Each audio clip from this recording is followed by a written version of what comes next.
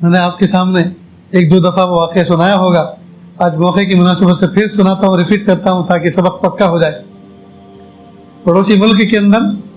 ایک چرسی تھا، چرس پیا کرتا تھا، نشے کی چیز۔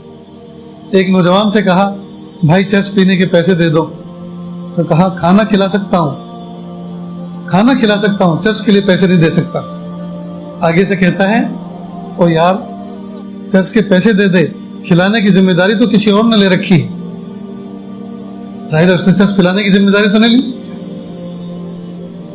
کھلانے کی ذمہ داری تو کسی اور نے لے رکھی ہے، تو چرس کے پیسے دے دے۔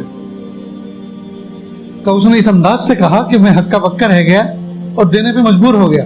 میں نے کچھ پیسے اس کو دے دیے، جب دے دیے تو وہ تیز تیز قدموں سے چلنے لگا۔ یہ بھی پیچھے پیچھے چلا کہ دیکھوں یہ جاتا کہاں ہے اور کرتا کیا ہے۔ یہ چل ہی رہا تھا، راستے میں کوئی فنکشن ہال تھا، شادی خانہ تھا، دو حصوں میں بنا ہوا تھا، ایک میں کچھ عورتیں بیٹھی تھی اور دوسرے میں مرد حضرات تھے، خوشیوں کا ماحول تھا، اور کھانا مردوں والے حصے سے سرو کیا جا رہا تھا عورتوں والے حصے کی طرف۔ تو ایک نوجوان ٹرے کے اندر بریانی لے کر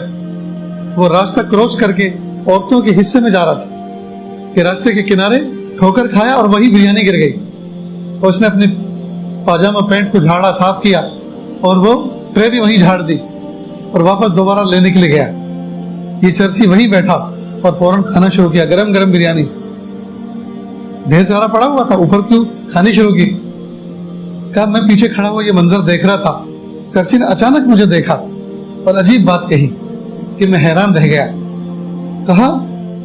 وہ کھلاتا تو ہمیشہ برتن ہی میں ہے، لیکن آج کل ذرا انبن چل رہی ہے، تھوڑا ناراض ہے، اور ہاں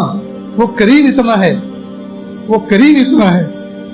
غصہ چاہے جتنا ہو جائے بھوکا کبھی نہیں سنا، وہ غصہ چاہے جتنا ہو جائے بھوکا کبھی نہیں سنا۔ واقعی دوستو ہم تہجد کے وقت، فجر کے وقت بھوکے اٹھتے تو ہیں، بھوک لگی ہوئی ہوتی ہے،